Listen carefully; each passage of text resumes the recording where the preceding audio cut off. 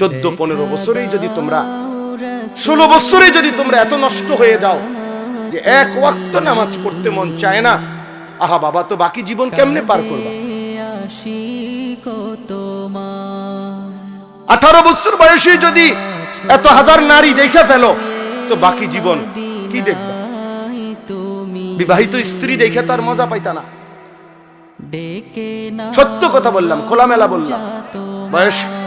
বয়স্ক বাবা না থাকলে আরো বলতাম।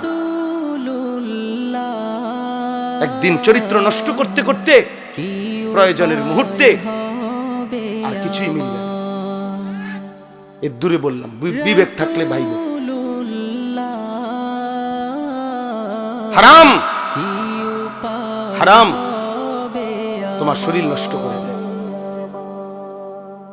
আল্লাহ তাআলা প্রত্যেকের জন্য ভালোবাসার এক প্রিয়তম স্ত্রী আল্লাহ তাআলা রেখেছেন।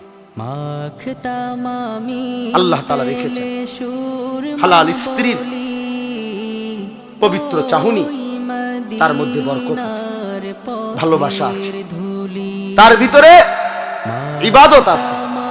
নবী সাল্লাল্লাহু আলাইহি সাল্লাম বলেছেন, কেউ তার স্ত্রীকে যদি ভালোবেসে আদর করে একটা লোকমা খাবার মুখে তুলে দেয়, একটা রুটি তুলে দিছে, আল্লাহর কসম নবী বলছে, আল্লাহ তাআলা সাদকার সওয়াব আমলনামায় তুলে দিবেন।